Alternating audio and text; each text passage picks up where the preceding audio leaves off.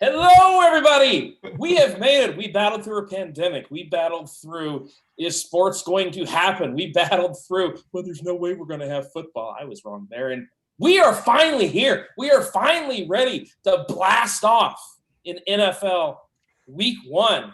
And, of course, we are back for year, as Reeves was telling me before the show, year number 5? Seriously? Year 5 of the DFS Pick 6. Of course, we've been here for all of it. Daigle, you joined us last year, and I got to say, brother, it was pretty good to have you. But, of course, joining me, Rich Hribar. What's up, brother? How you doing?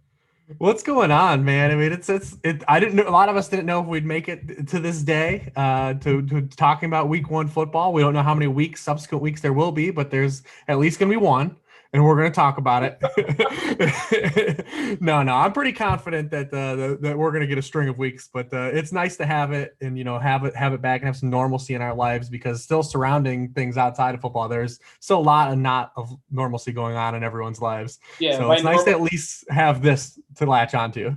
Yeah, and by normalcy, you mean we've got John Daigle there. Look, first of all, here, put Daigle on screen. All right, let's make sure everybody can see the outfit. And have you been working out in the off season? It looks like you look a little slimmed down. Like I see some guns popping. Look, that you just like turned on a microphone or something. Veins started popping out of your forearms. That was really impressive, man. What's up, brother? No, there's Crain. I don't know if you know the whole story. There's a lot going on in my life right now. To make it quick for everyone, because we're all friends at the Pick 6. Basically, I broke my lease knowing NBC Sports and RotoWorld myself were not going back to studios in March. And I was going to isolate myself in cabins, driving to them, not flying, around America, working from them the entire season. While I was heading to North Michigan, Traverse City, I decided to go the long way and stop by Evan Silva's house. So what has happened now is that not only am I living with Evan Silva, I picked up a package coming home from dinner just literally 10 minutes ago, and there was a shirt in it from one Rich Hribar in Cleveland, and I threw it on because I believe it's Silver's shirt, but it's King Henry. So there's no better way to stress Henry and football being back in Week 1 than to basically steal Evan's shirt from Rich and to continue the show as we didn't even know what happened initially. This is honestly a little bit incredible. I got to be honest. Evan stays part of the show is what you always learn. Is Evan always stays part of the show in year 5. Silverback's always here. Always. I mean, hold on. I got to ask you, and we're going to get to games here in a second, but what's it like living with Silva? Because most of my interactions with Evan, in person, he's either really nice and sober, or he wants to murder people during a game of foosball. That's the list. That's so not, what's it like living with Silva back? I can't say that's true because I've been around those situations. That is true, but being just a friend and around him in our everyday lives, we're both grinding. That's totally opposite. We are both just sitting here, still recording, still writing every single day. The man is a madman. He's the GOAT for a reason. I witnessed him be in a speakerphone with Dr. Chow after lunch today. He's the GOAT for a reason because no one else is doing that. So that's amazing. I really hope we just get if he pops his head in here wearing a Mohamed Sanu jersey, I'm just going to be really happy in general. And of course, guys, we're going to talk about what's going on in the world. We're going to talk about what's going on in football, what's going on in Daigle's house. But we're going to be talking about some games, of course. And, of course, you guys know how we do this. We're going to pick the top 3 games that we're going to look at. We let Hribar pick the games this week. And if you guys take a look at the second game we're going to talk about, it's just Troll City over here. But first, we got to talk a little bit about Seattle and Atlanta, a game where the Seahawks on the road are 1.5 favorites, 49-point total. And Reeves, I'm going to start with you, man, because we got Todd Gurley on the Falcons. First of all, here, over under 5.5 weeks that Todd Gurley lasts as a starting running back in Atlanta. Well, Atlanta believes it because they didn't bring any backups in outside of what they had last year. So they believe he's going to last more than 5.5 weeks. Okay, well, as I pick up Brian Hill off of waivers and all of my leagues. And you don't even want to do that. You don't even feel good about that. There's no way if Todd Gurley gets hurt, there's no way you're dope, I got Brian Hill. There's no way that you have that kind of feeling. Yeah. And these offenses right now, Atlanta, they've switched it up. Obviously, Austin Hooper, he's out. In comes Hayden Hurst coming over from Baltimore. I'm a big Hayden Hurst fan this year. Todd Gurley in for Atlanta. Devontae Freeman currently on the street on the Seattle side. Carlos Hyde is Chris Carson's backup, and he simply will not go away, not unlike myself. So, Daigle, let's just start with this Atlanta side, because I think we're going to be talking about the Falcons a lot this year. Obviously, they play in a dome at home. The defense stinks. We know that they've got Julio Jones, Calvin Ridley. We know those guys are going to be good, okay? I want to talk a little bit about Hayden Hurst, though, because this is a guy that a lot of people in the fantasy world are expecting to come into that Austin Hooper role. Are you one of those people that's expecting big things from Hayden Hurst? When you say the Austin Hooper role, that means that people are expecting the same production. I don't know if that's going to happen, but I do think we should ensure that he's going to walk into the same Austin Hooper usage. And that's all I care about. It's a small sample, sure, but in the 3 games that Austin Hooper missed last year, it was actually Jaden Graham who ran the 7th most routes among all tight ends in the entire league. And as Reeves taught us last year in between weeks, when people were worried about Mark Andrews' snap rate, we're looking at routes. We're looking at route run percentage for these tight ends we're unsure about. So I know he's going to be on the field for sure against Seattle, running competing for a league high amount of routes run at his position. Will the production come? I'm not sure. But I also know he's only 5,200 on FanDuel, and that's why we're talking about him right now. Yeah, 4,300 over on DraftKings. Also, Todd Gurley priced over at 6,100. Reeves, are you looking at the passing game? Or are you looking at the running game with Atlanta? I cannot imagine you're on Todd Gurley, but I imagine you're on a little bit of Julio and a little bit of Calvin Ridley. Yeah, I think this game will be popular from a game stack sense. I think Hurst will be the chalk core play guy from this game just because he's so cheap on both sites. And Russell Gage now has a groin injury too to start this week. So, that's really his only competition for targets and the interior level was Russell Gage. And if he's not going to be able to play, they cut Laquan Treadwell. Maybe Olamide Zaccheaus gets in and gets some burn. I don't dislike, Olamide either. But Hurst walks also into, a great matchup. And there's some moving parts here as well. But, you look at Seattle last year, outside of Arizona, they were one of the worst teams in defending opposing tight ends. Tight ends in this game, because these two teams played a year ago, Atlanta tight ends caught 8 of 9 targets for 94 yards and a touchdown from Matt Schaub. They did add Jamal Adams, but, KJ Wright and Bobby Wagner. KJ Wright allowed the 3rd most receptions in coverage. Bobby Wagner, the 8th most. Those guys were able to get picked on a little bit. And like John said, the passing volume is just going to be here. Yeah. We've already got them as home dogs. They were down 28-7 at the halftime this matchup a year ago, but like I said, Schaub did start that game. I think it'll definitely be a little more balanced back and forth. Russell Wilson only threw 5 passes in the second half of this game a year ago. I hate rostering Russell Wilson for that exact typical Seattle fashion. They're up 28-7. He threw 5 passes, so it neutered everyone. But I think you're going to see this game be a popular game stack. I think both Seattle guys receivers are going to be popular. DK Metcalf, led the NFL as a rookie in end zone targets. He had 2 touchdowns in this matchup a year ago. The Falcons roll in with AJ Terrell, who they decided to take over CeeDee Lamb, and Isaiah Oliver, who was 71st of 87 qualifying cornerbacks in yards allowed per coverage snap a year ago. And they did add Darqueze Dennard in the slot, but looks like Sheffield's not going to play in this game. He's already missed practice time. So I think both those guys will be popular. I think it's really interesting from a run game perspective because I just don't think that coming off the hip injury, we'll see a workman like Chris Carson like game. That'll probably be a theme throughout the show that a lot of these running backs we typically count on for 20 plus touches are just not going to be those guys in week 1 in this abbreviated season. I don't think we're going to see, Chris Carson dominate the backfield like he typically would coming off that hip injury, them having, DJ Dallas, them having, Carlos Hyde. I don't think it'll be a spot where you're just chasing touchdowns. I don't think he's necessarily a core game play. And then, we could talk about the other side as we move back, but I think Julio's in a great spot. Oh, good. So we're going to get to complain that Julio Jones doesn't score touchdowns after 1 week. Is that what you're telling me? Daigle, last year he scored a bunch. He scored a bunch the first couple weeks last year, and never again. This is just an every year thing. Yeah, Larry Fitzgerald had a nice first couple weeks last year too. But Daigle, are you on Julio? Are you on Calvin Ridley, who I imagine is going to be lower owned? The Seattle guys, I never know who to pick between Metcalf and Lockett. It drives me a little bit crazy. Who are you on in this game, Daigle? Well, the fun thing about this game is that the target trees are dwindled for both teams. And that's why we like this game stack in general. I'm actually disappointed that Rich just said he believes it's going to be one of the higher owns of the week, because I was hoping that people would not believe that Russ is going to cook, despite Russ saying he wanted to cook, despite Schottenheimer hinting that way throughout the offseason. Because if he does, and those over 8 yards per attempt that they carry from the fourth quarter suddenly come into the early downs on the first half, like this game could explode, and Seattle's offense will explode no matter what, most likely. So I hope so. The thing is, for Seattle, you know how it's going to go.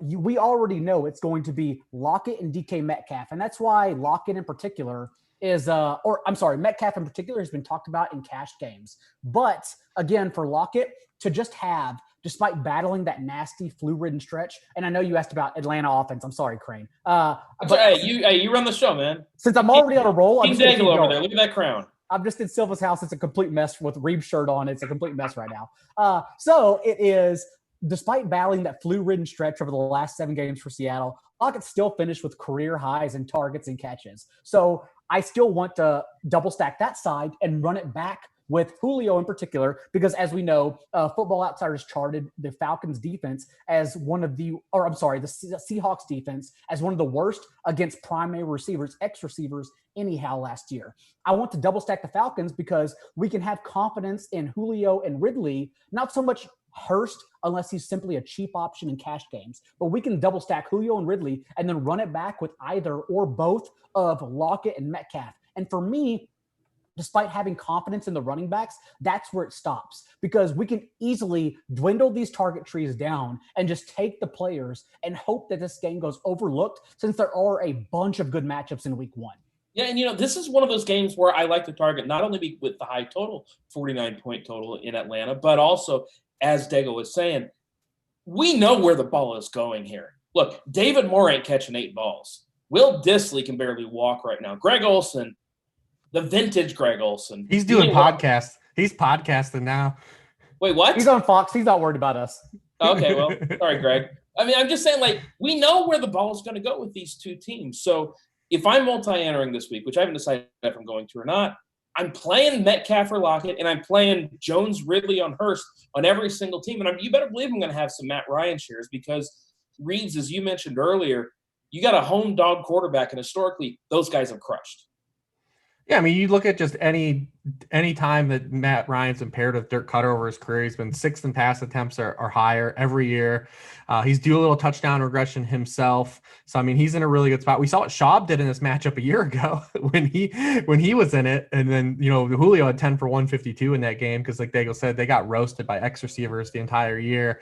It's a great game to attack from multiple fronts. You can get creative, and you just don't have to play the popular, what I believe the Seattle side will be the most popular, because I believe DK is going to be one of his cheapest prices all year. He just carries too much touchdown equity. And you look at Seattle last year if it stays sticky. I mean, they targeted their wide receivers 71% of the time in the red zone, which led the league. So if they get down there, those guys are getting the rock. So I mean, yeah, it's just real easy to stack the Seattle side, I think, from a price stance, because Julio's a little expensive. But you can run it back with Julio and Hurst and get creative. This is definitely one you can do like a 4 to 5 man pairing. You brought up your week 1 and not really unsure what you were going to do. I mean, that's just an interesting topic. I know we talk about games, but just in general, like how we're handling this first week, I have already kind of decided I'm going to come under what I usually play in week 1, just because I think, I like to build, around running back cores, and that's, use those guys as hammers. But I really think that we're not going to see a lot of high usage from guys in week 1. There might be a couple spots, but I think that definitely we're going to see guys not really play their full allotment of snaps like they would. It might have like a very a extended preseason week 3 feel to it, like just like a step beyond that. So I've already said I'm going to probably focus more on coming under and playing more tournaments than just cash games this week, because I just don't think I can rely on a lot of these running back touches, which I like to build my rosters around, especially my cores and cash. I just don't think that there's a lot of safety on the board this week. It's easily the most ambiguous week 1 that we've ever had. That's why, Yeah. don't get me wrong, I'm excited about the next game we're going to discuss. But No. I'm really excited about the positional talk we're going to have, because I think there are a lot of questions, in particular across sites, where some guys are like chalk, but then you can just fade them on the other side. So, anyways, that's a horizontal tease, Crain. That's what they call that in the business. I'm just gonna say, before we get to this next game, before you guys force me to talk about Mitchell bleeping Trubisky, I got to tell you guys that now's the time to celebrate, because football is finally back in DraftKings. The leader in one-day fantasy sports has millions of reasons why you should be excited. To kick off the football season, DK is giving new users a free shot at $1 million as a top prize, with a total of $3 million up for grabs. And that's tomorrow. That's in about 23 hours or so for this Thursday night football contest. So get in there, use the promo code DFF. You draft 6 players. You guys know how to play Showdown. But download the DraftKings app now and use promo code DFF. And for a limited time, new users, you can get a free shot. That's right, a free ticket. Who doesn't want something for free? A free shot at $1 million top prize and $3 million in total prize. It doesn't get better than that. So make sure you check out that DK app. Enter code DFF to get a free shot at $1 million. Minimum $5 deposit required. Eligibility restrictions apply. See DraftKings.com for details. And I got to tell you guys, one of the reasons I'm looking forward to that showdown tomorrow is because I don't have to worry about this stupid game that we are going to discuss next, where we have to talk about the Chicago Bears and the Detroit Lions. And you guys sent me that email this morning, or this afternoon. It was this morning for me. And you said, yeah, we're going to talk about this one. And I cried. I weep. I openly weep. I'm sitting here, my kid's looking at me like, Daddy, what's going on? As I cry, making him a peanut butter sandwich. And Reed, you're laughing. I don't appreciate you laughing about me having to cry while making my kid a peanut butter sandwich, but here we are. So the floor is yours, man. Talk about Mitchell Trubisky and make me sad all over again. Listen, this is what makes the Pick Six show the Pick Six show. There's a lot of shows that are going to talk about these matchups that everyone's going to talk about throughout the week. You're going to hear people talk about playing the Seattle wide receivers. You're going to hear people talk about playing the Falcons guys. You're going to hear people talk about playing Deshaun Jackson. You're going to hear that. What you're not going to hear is a lot of people break down this Bears-Lions matchup, this NFC North battle in week 1. But I've already bet the over in this game. It's definitely a game I believe is intriguing from an objective paper stance. I think it's a sneaky surprise game. I think there's a lot of DFS value in this game. I think there's a lot of stacking potential. We've seen last year, Matthew Stafford didn't play in either of these matchups last year, but Matthew Stafford was playing the best football he had played easily in the past 4 years. In this Darrell Bevell system, he led the NFL in depth of target. That offense was playing really well, and he had torched some good matchups. He roasted the Vikings, who were one of the best teams defensively against quarterbacks. He roasted the Chiefs, who were one of the best teams against quarterbacks last year. This offense has potential, and this defense still has potential to be very bad. And if you look at Mitchell Trubisky and where he slotted in, he's a great GPP play. I won't even back down. He's a great GPP play. He is crushed in all these, in not just these matchups with the Lions, but anytime we've wanted to use him against soft defenses. In 17 career games against defenses 20th or lower in pass efficiency, he's averaged 23.3 fantasy points per game, 8.5 yards per target.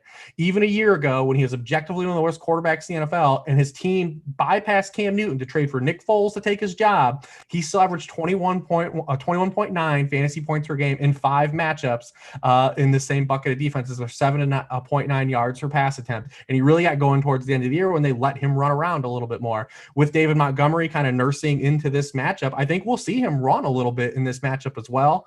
And then I also like this matchup too because it fits the last matchup. We know where the ball's going here. Yeah. Both these teams have ambiguous backfields, but the receiving cores are going to 2 guys. The ball's going to Marvin Jones, and it's going to Kenny Galladay on the Detroit side, some little bit of TJ Hawkinson, and the ball's going to Anthony Miller, Tariq Cohen, and Allen Robinson on the Bears side. We've got stacking potential, and we've got a guy that's really cheap on both sides in Anthony Miller that is walking into a prime spot here, because the Lions they drafted Jeffrey Okudah, they had Desmond Trufant on the outside, but they still have Justin Coleman in the slot, who allowed the 3rd most receptions, the 2nd most receiving yards, and the most touchdowns from the slot a year ago. Anthony Miller got him for 9 for 140 the last time they played. He got him for 6 for 107 in Coleman's coverage. He's dirt cheap on both sites. I think he's a great wide receiver 3 play. I think he's got floor and upside because because we know he's going to command 19% or more of the team targets. And then we know also we've got two guys in Allen Robinson and Kenny Golladay who were 2nd and 6th in the NFL in end zone targets. There's touchdown equity to be had here. And like I said, you've got some options with Hockenson. I like this game. I don't care if anyone else dislikes it. You let me pick the games. I chose this one. I did let you pick the games, and I won't make that mistake again until next week when I'm feeling lazy once again. I got to say, by the way, I had to check while you were talking. Lions defense is 2,700 on DK. You can run it back. Run it back, baby. Put it on. We'll do the old Jameis Winston stack where you used to play Jameis and the defense against him. It was just good times all around. Daigle, you're not going to make it 2 out of 3 liking this game, are you? Oh, baby. Oh, no. Baby. So Reeves actually made his threshold bottom from defenses 20 to 32. I actually just expanded on that for my research and have it just the bottom half of the league from 17 on. And Trubisky still averaged 21.9 fantasy points per game in those 6 games against bottom half defenses.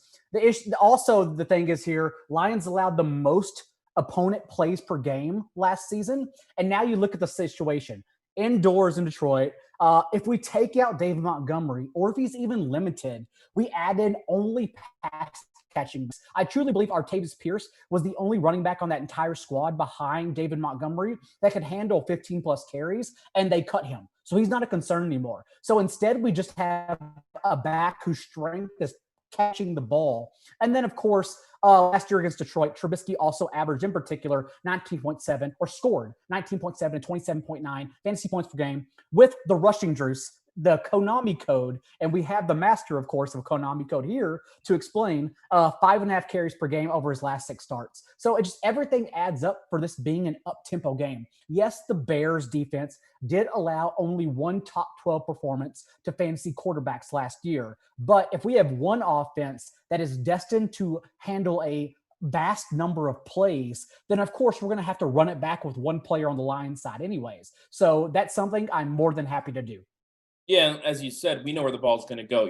I don't expect Kerryon Johnson, Adrian Peterson, or DeAndre Swift to get much work at all. I mean, I would be stunned. What do you think, Hribar? The absolute ceiling on one of them is like 12, 13 touches?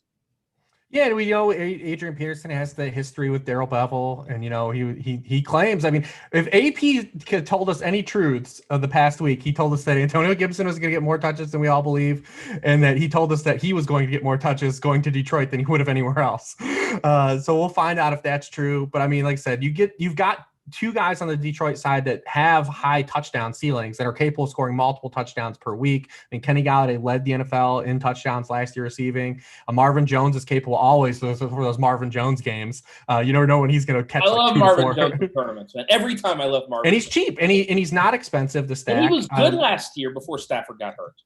Yeah, I mean, you look at his splits with Stafford through 8 games. I mean, he caught a career high 74% of his passes. That was probably going to regress over the course of the season, but that was the most efficient he had ever been. Even if you take away that Vikings bonanza that he had, he was playing some of the best football under his career. Those first 8 games with Stafford, running so hot. And then, like I said, Golladay just gets all deep targets and all end zone targets. So like he's a guy we like, and he's a little more expensive, but you can run this with. If you want to run Mitch, Anthony Miller, A-Rob, and Marvin Jones, you can put Golladay in, you can put Hockenson in. You've got options here to kind of get creative with this game. And it's like I said, we believe the backfields are going to be a hodgepodge. So no one's really going to hurt you. No one's going to damage you. So, I mean, I think it's a fun game. I mean, I don't know where you guys are in the Hockenson train. If you think that like he's going to I'm all aboard, baby. I'm all aboard. Mr. Hockenson, come on, Dave. Come on board with me. You can't just join in with Reeves every time. Come on. I swear I'm not trying to. I just worry. Like, I understand the value of betting on a superstar athlete in his second year who did explode, at least in week 1 last year against the Cardinals anyways. But for this game in particular, I just wonder how he'll be used since we do return the same offense. And again, we were concerned about Hawkinson's targets down the stretch after week 1 last year. And the 7 games that he played leading up to his injury, he did run more routes. He did play 63.8% he did run a route, on 63.8% of his offensive snaps. So his route run percentage got higher down the stretch prior to that ankle injury. But I don't know. Like, unless Reeves has some kind of hint that they're going to use him more, I'm more just want to run it back with either Golladay or Jones, in particular Golladay in this situation. All right, let's go on to our third game, a game that people will actually watch. It's Tampa Bay Bucks at the Saints, 49-point total. The Saints 3.5-point favorites at home. And I got to say, guys, this total, and I know it's the Superdome, the Coors Field of the NFL. I fully understand that you've got a ton, and I mean ton of big-time names in this game. Drew Brees, Alvin Kamara, Michael Thomas, Tom Brady, Mike Evans, Chris Godwin, Gronk. But Daigle, I want to start with you here because when I look at these two teams, these defenses are both underrated going into this year, aren't they? Oh, of course. The Bucks in particular, or I'm sorry, the Saints. The Saints returned both of them. Yeah. Well, the Saints returned 10 of 11 starters. That's the thing here. And I know everyone wants to target this Bucks offense, but most recently we have Mike Evans looking at a game time call most likely because we don't it's only Wednesday, but it doesn't sound like he'll practice throughout the week and on Friday. And Bruce Arians did say if he doesn't practice on Friday, that makes him a game time decision on Sunday afternoon. That's the thing though, that this game is on Sunday afternoon. So late swaps for the fish out there, it could be handy for all of us who know how to properly late swap and put players on early games in our starting roster slots as opposed to the flex position. Mm-hmm. But at the same time, it's going to be messy because Chris Godwin's yards per route run on the outside were much worse on the outside than opposed to the slot last year. So it's a defensive battle, I believe, yes. I've already bet this game personally under. Yeah, that's what I was thinking too. So, yeah, that's why I want to kick it to Reeves because if we have a lean on guys outside of the guys we already know and want to play in DFS, like Kamara, I still think now that we believe he's healthy is a strong bet, although his salary is typically 2K higher on both sites as opposed to, let's say, Miles Sanders, who we're going to talk about, Kenyon Drake, Josh Jacobs, the list goes on. And Michael Thomas, of course, who soaked up nearly 70% of the wide receiver targets on his own team last year. So I'm hoping Reeves has another pivot outside of the players we already know. Yeah, that's one of the things we always like about the Saints is that we know where the ball's going. It's Kamara, it's Thomas, Jared Cook's there, Manny Sanders is there, whatever. If I'm going to play anybody, I'm still going to play those two guys. Though last year I saved a bunch of money just not playing running backs against Tampa. Like it was that simple last year. I just didn't mess with it. I'm going to have trouble playing Kamara in this matchup. Reeves, are you on Kamara? Are you on Michael Thomas? What are you doing in this spot? I think it's definitely a spot where, with Kamara coming off of that, whatever was going on at his back. I mean, he still had 100 yards from scrimmage in both games that he faced Tampa Bay, but it's none of those things that we talk about where people get wrong about defensive matchups. We don't look at defensive matchups necessarily, fade a player from benching in your seasonal league when people see they have their guy as a sticky matchup. It's understanding where ceiling weeks come from and that good defense really don't allow a lot of ceiling weeks. Christian McCaffrey is a good example too against the Bucs. It's not like he had the game with the 2 touchdowns, but he doesn't go for 40 against the Bucs. He goes for 20. And, then your 10K doesn't look as greatly spent. Alvin Kamara, 8.5, he's, getting 100 yards from scrimmage, but, he's going to finish it, he's finishing as like an RB 10 to 15. That's still it's not paying off your money. That's still fine. That's not losing you any weeks. It's no reason to say like run away from a defensive matchup, but it's understanding where spike weeks come from and makes it a little trickier to understand. The Bucs, they were third in the NFL in EPA rushing defense. They allowed just 3 yards per carry to running backs. That's by far the best in the league. So it is tough to expect a ceiling week, from Alvin Kamara. It's interesting because the Saints have had good defenses the past 2 years, but even under Sean Payton, they've historically just really took a while to get going in season. You look, they're 1-8 against the spread in their past 9 season openers. They've allowed 28 or more points in their past 6 season openers. We do have a little bit of narrative straight with Tom Brady. I mean, I think he's going to play pretty well in this game, even without Mike Evans. Obviously, we'd like to have Mike Evans, but I think Brady is still got enough in him. I don't think he was objectively as terrible as people think he was last year. The thing you worry about is just the Bucs offensive line, because where Brady was terrible was under pressure. And if Mike Evans isn't there to bail him out in some of those, tight window throws that he could make that N'Keal Harry couldn't do or Mohamed Sanu couldn't do, then that's a problem. I was really worried Sanu was going to run right back to the Falcons and ruin Hayden Hurst. But I'm still worried after week 1. Don't worry. But I mean, it's the oldest, the first time we've ever had two quarterbacks 41 years or older starting against each other. Maybe it's a turn back the clock game. And I don't know, man. There's something about this game that's just really weird. It's got kind of an aura to itself. I mean, that's not going to help you in DFS, but there is something about this. The Saints are equally as good against the run, almost as the Bucks are. I mean, we talk about it. You're going to keep dropping that stat until it's broken that Samaje Perine is the last 100-yard rusher against the Saints in 2017. Until that gets broken, I'm just going to keep using that on a weekly basis. To both of your points as well, like you talk about McCaffrey's floor just simply lowering, but him still being one of the best fantasy players in the league. Thomas also against the defense last year, 8 catches for 114 yards and a touchdown, and 11 catches for 180 yards and 2 touchdowns. So like the floor for him didn't even drop out. It was the same thing. The issue, as you talked about, Crain, is trying to find somebody else, and maybe that would be Jared Cook.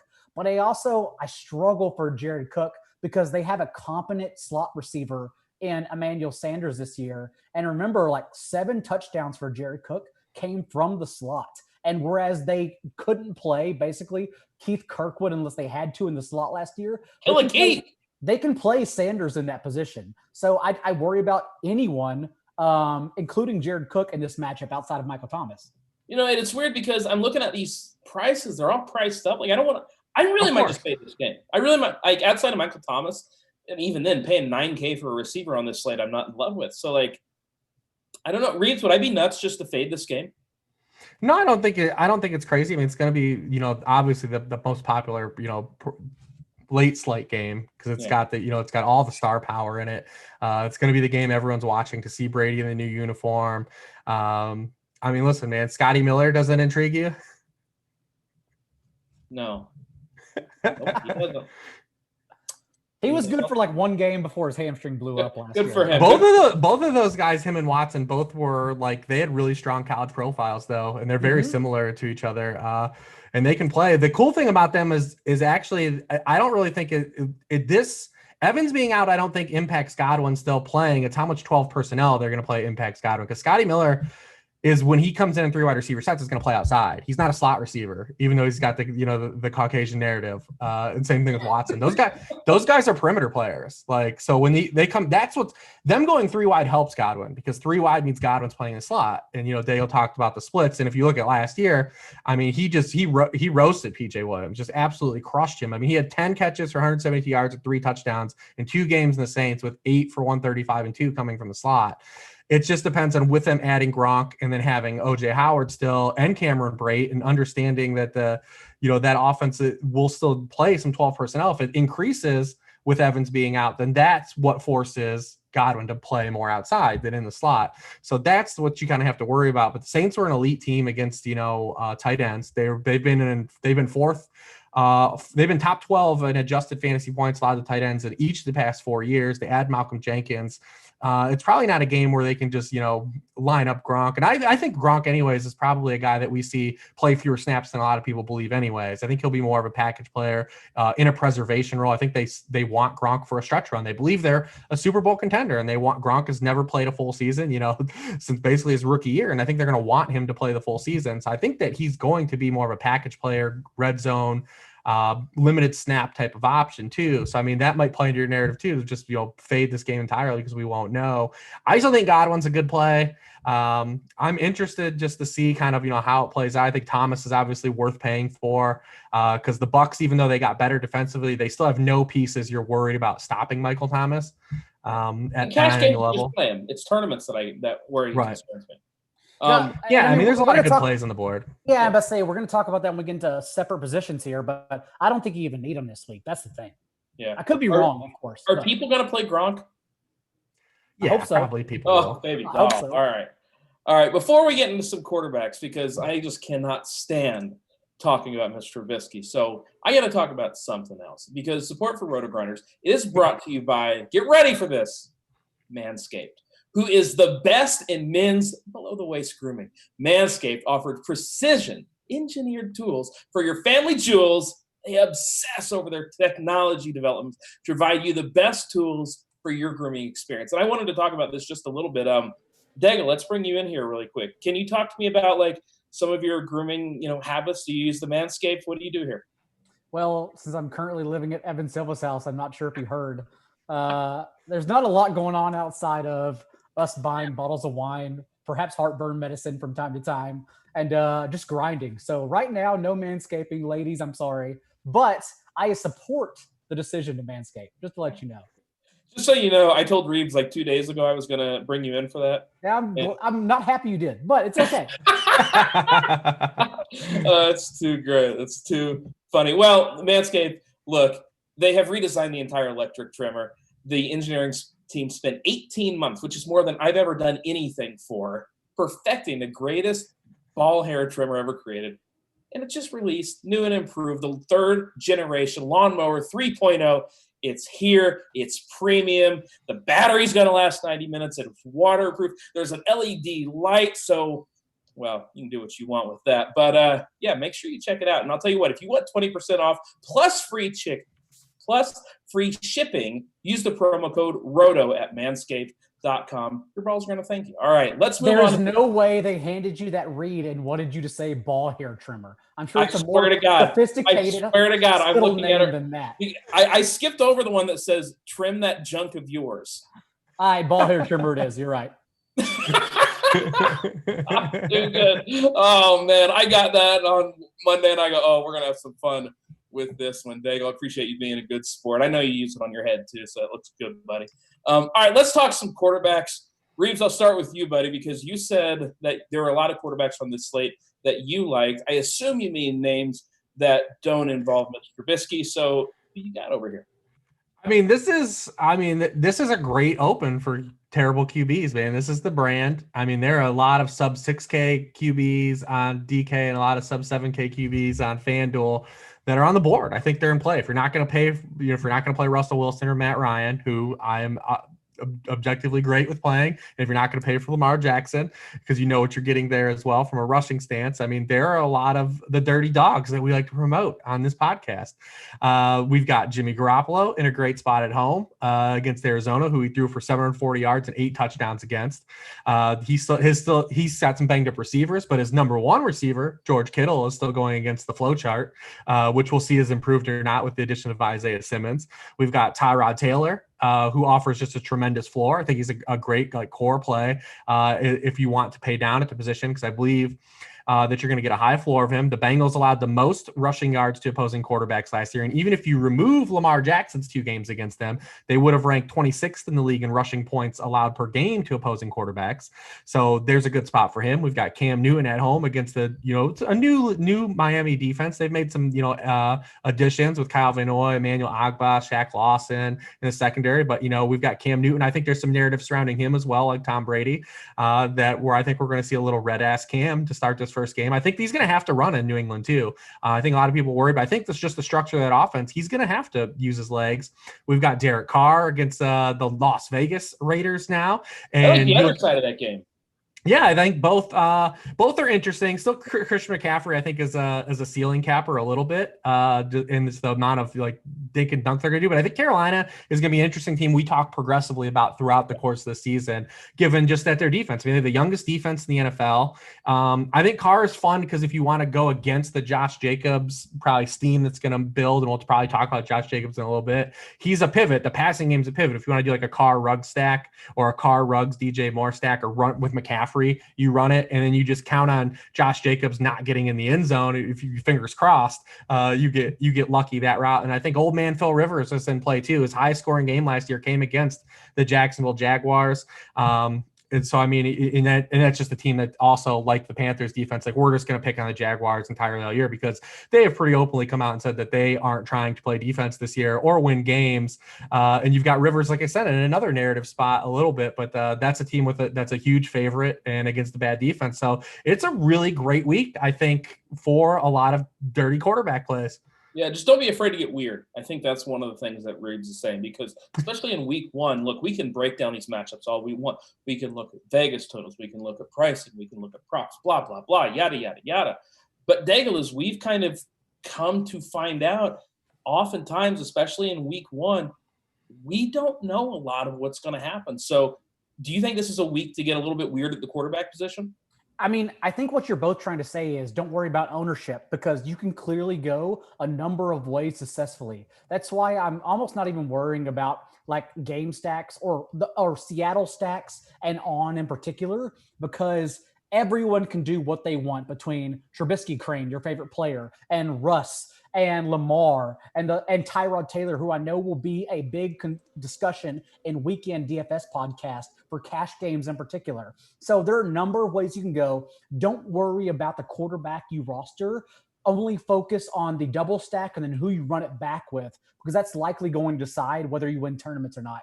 I mean, Reeves hit on most of them. So, but in particular, I want to emphasize that I do like Trubisky a lot. A lot of people have cited the fact that he had 740 yards and 7 touchdowns against the Cardinals last year. And while that is relevant, it's just the fact that it goes beyond that. Like the Cardinals, for instance, allowed the second most opponent plays per game last year. And the 49ers in those 2 games against them ran 66 and 69 plays. So I expect a lot of play volume again in this matchup. And although Ayuk and Debo may not be available, it is still the Kittle and to a lesser extent, Kendrick Bourne, who already proved he can have fantasy value in that offense, stacking against the Cardinals. And I don't think you even need to run it back with DeAndre Hopkins. I think you can pick Kirk. I think you can pick Drake, who is only a couple $100 drop down on Fanduel from Miles Sanders, who we're going to talk about again in a second. So there are just a lot of ways you can go. Do not worry about quarterback roster percentage.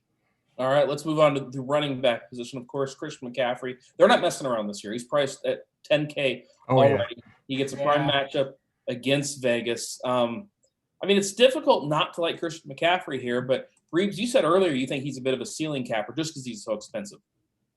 Yeah, I mean, you could fit him in. There's no doubt about it. I'm definitely gonna have a lot of Christian McCaffrey as well. He's not a guy I'm gonna fade just because you could do so many things at the slate this week.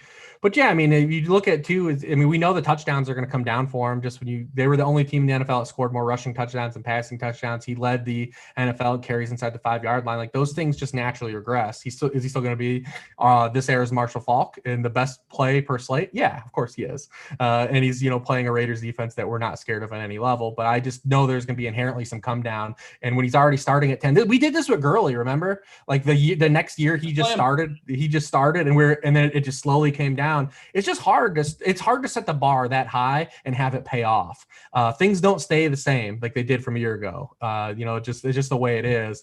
So I mean, definitely I'm going to have him a lot. I mean, especially now with like probably this Miles Sanders stuff going on. But I mean, I'm looking at a lot of guys this week. I mean, obviously we'll have the Josh Jacobs is going to get so much steam just because Carolina, they allowed 7 more PPR points per game than what their opponents averaged coming into the matchup last year. They allowed a league high 27 rushing touchdowns. They lose Luke Kuechly from that. Like they couldn't even with Luke Kuechly, a guy who could guess half the plays the team was running, stop anybody from running the ball. Josh Jacobs is probably going to run all over them if he gets those allotted carries. It just depends on how many snaps he gets in that game. So, I mean, Josh Jacobs, I think he's more of a FanDuel play than he is to pay up for on DK. Because he's 68 on DK. Yeah.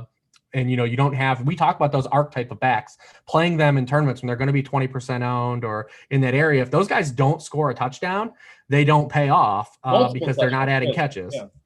Yeah. They're not. I mean, Josh Jacobs has like this aura about him where people think he catch passes and Daigle, he just doesn't. Like I can tell already. I'm just going to say this already that I'm going to fade Josh Jacobs a lot this year. And there's going to be a few weeks where I'm going to curse it, throw my papers in the air and, go to Quiznos or something and enjoy a sandwich because I'm not going to win at DFS this week. That's just how it goes sometimes. Daigle, I assume that you're fading Josh Jacobs as well. Is there anybody at the running back position that stands out for you? We didn't really touch much on Miles Sanders, but at 6,300 at Washington, I think we have to have some interest. We do have to have interest. It's concerning, though, that it wasn't just a beat writer. It was the coach. Doug Peterson came out this afternoon and said that perhaps Miles Sanders could be limited to open the year. And we remember that Boston Scott averaged 8 touches per game on 28% of the team snaps and 3 or 4 games to close the year that Miles Sanders was healthy last season. So that has gotten me off as I've built like a placeholder early week cash game lineup. It's gotten me off Sanders safely. Of course, you can leverage that information and play it in tournaments if you don't believe he will, or at least you're playing the lower percentage that everyone else is going to be off of him. So that's fine. But in tournaments, I think now, I could be wrong. I'm curious to get Reeves' opinion on this. I think you want to be overweight on the field in tournaments in the instance that he is not limited. And I am scared now that I probably won't be playing him in cash at all. A quick other name, though, I will say is Antonio Gibson. Everyone's talking about him. Everybody loves him. So the thing is, He's 4K on DK. Yeah. And the big point about that is DraftKings heightened their floor this year. So it's no longer 3K. 4K is the minimum player. I didn't know that. So now the minimum player is Antonio Gibson, who is like a floor of 6 targets and a floor of 6 carries, although I think he's going to get much more than that in week 1. So on DraftKings, for me, he's a free square. Again, like, everyone worries about ownership to be contrarian, but you don't worry about ownership like when James Conner's 3,800 in week 1, as he was a couple seasons ago. That's not the time to worry about ownership. You differentiate elsewhere. I don't think you differentiate on Antonio Gibson on DraftKings in particular, because he is basically receiver as well in week 1. On FanDuel, however, he's going to need to hit his ceiling. He can hit his ceiling, for the record. I love Antonio Gibson, the player, but in tournaments, that's the time in week 1 is to differ from the rest of the pack and go for someone else in that range who is going overlooked with lower ownership percentage. I gotta say, man, in tournaments, like, it just feels like an Antonio Gibson. Like, and I understand he's minimum price. I understand he's the correct play. I just gotta say, though, in tournaments, it feels to me like, especially with his style, he's not going to get 20 touches. He feels like a phenomenal fade. Yeah, I agree. I think he's a great cash game play. I think he's a great pivot just because the ownership is already projected. He's projected already through the tools of RotoGrinders to be the highest owned guy outside of Christian McCaffrey in large field tournaments, because we don't know who's even going to get the goal line carry, if there is a goal line carry to be had here. And then from a matchup stance, the Eagles have successfully been on a run of a team we want to avoid rushing production against. Mm-hmm. So, they were 6th, 5th, and 1st in rushing points allowed to running backs the past 3 years. So if he can't tack on like those bonus runs, or say he only got 6 carries, but it was against a defense where he could turn 6 carries into 45 yards, and then he's catching 5 balls for 50 yards, and that's still hitting too, that's still fine, but we need the touchdowns. In tournaments, you need touchdowns. You don't necessarily always need them from your 4K guys, but when John compared him to Connor. Like, Connor was a guy that we knew was locked into getting scoring opportunities. Yeah, we don't know if that's for sure. We don't know if that's the case here. It very well could be. I mean, we're talking Bryce Love and JD McKissick. Like, he could. I mean, he's a bigger back. He's a bigger back than both those guys. So he could easily still get those carries too. We just don't know. We don't know if the scoring upside is really going to be there. We don't know where the touch count lies. I think he's an easy fade on FanDuel for sure at 4-6, because you don't get the full PPR anyways, and you have to have a touchdown there. I think there are some outs on DK if you don't get a touchdown, but you still want him to get a touchdown. But I mean, it's hard in cash to say no to 4 at 4. His DK is so popular in cash, and he allows you to get everything. But like in tournaments, his range of outcomes is just so wide. Like, Daigle, I don't think you got to do it, man. I really don't. That's fair. And to be clear, I don't even think we're looking at Bryce Love. I think we're talking about Peyton Barber in week 1. I think is going to be the healthy scratch. I have an odd amount of Bryce Love in best ball, but here we are.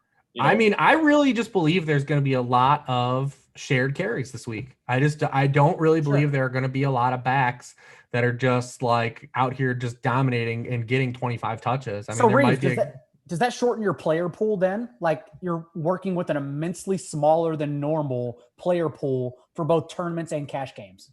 I typically, in recent years, I've honed in from my lessons from Crain and not trying to cover everything. Welcome aboard, baby. Yeah.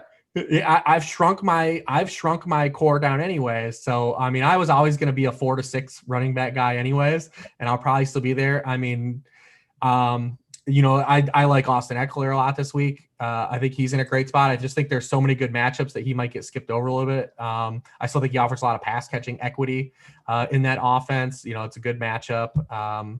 It is a road game, which, we don't particularly love. I think both of the Colts guys on FanDuel particularly, I think Marlon Mack is a great tournament play. because one, he could start, and then they just destroyed on the ground last year against the Jaguars. I mean, they averaged 7 yards per carry with their running backs. And if he gets 15 touches, he's got 2 touchdown upside still in a game with 15 touches. And he's just way cheaper. And Jonathan Taylor's already projecting for way higher ownership than him. So I think he's like a fun pivot off of that, because I think he's going to get enough touches too. Because like I said, I just believe that there's going to be a lot of shared backfields this week. Yeah, I'm glad you said that, because I really wanted to ask about it, because the Colts are one of those teams that have a 26-point team total, and it's tough to get excited about any of these guys. I mean, T.Y. Hilton, I understand he's going to run in the slot with the Phillip Rivers offense, which is good for T.Y. Hilton. But Paris Campbell and Michael Pittman on the outside, do we know, is it going to be Marlon Mack or Jonathan Taylor on the goal line? I mean, Jonathan Taylor in college, that's all he did was score touchdowns. But is he going to come in, knock off Marlon Mack right away? I don't think so. And it feels to me, Daigle, if you can actually solve this Colts riddle, I think you can have a pretty strong leg up in tournaments. I mean, I genuinely don't even think it's a riddle. The Colts showed us last year. They had 36 and 27 carries in their 2 games against the Jaguars last season. And they only traded up to add Jonathan Taylor in the second round this year. So we know what their game plan is. And although who's it going to be? No, but that's the thing. Yeah. Mack is valuable, but 14 carries for Jonathan Taylor is different than 14 carries for Mack. Like, even if Jonathan Taylor does not get involved on the same amount of touches in the second half, Jonathan Taylor is literally Saquon Barkley with worse hands. He's a super specimen profile athlete who the Colts traded up to grab. So it's interesting because Marlon Mack is more interesting on FanDuel. And since we garner to touchdowns more on FanDuel, Marlon Mack is probably the better tournament play there, because no one will want to pay up for like the quote unquote slower guy in that backfield. Whereas on DraftKings, Jonathan Taylor is more expensive. And I still think Jonathan Taylor will be higher owned, because everyone wants the sexier player who technically has an uncapped ceiling in the clouds. That's why they watch our show. Yeah, because that's why they watch for the Reeves shirt. That's right. For King Henry over there. Because we haven't seen him play an NFL game just yet. But yeah, like Reeves said, both are good plays. However, I think it's Mack on FanDuel and Taylor on DraftKings, and that's how I'm treating it. Right. Yeah, the one reason I brought up Rivers, though, with the quarterback section is, if you look at Frank Reich, since he's been in Indianapolis, they're 5th in the NFL in passing rate inside the 10, and they've led the NFL in touchdown passes inside the 10 over the past 2 years. And even last year, they led the NFL with Brian Hoyer and Jacoby Brissett. So, I mean, there is some opportunities, if they do knock on the door, that they actually inflate their quarterbacks with passing touchdowns in that area, because, Frank Reich's a smart coach and doesn't do what every team does and just line up and pound the ball. I'm talking to you, Kellen Moore, directly. I mean, still think that a Rivers Hilton stack is playable. The problem is you really can't run it back outside of anyone besides DJ Shark. DJ Shark, baby, come on. Wait, you're not on the Tyler Eifert train?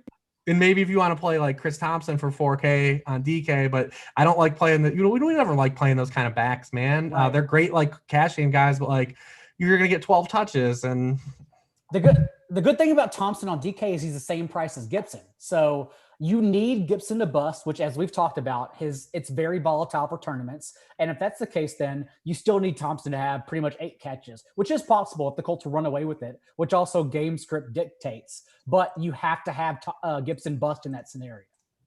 All right, let's move on to some wide receivers. We only have a few minutes left.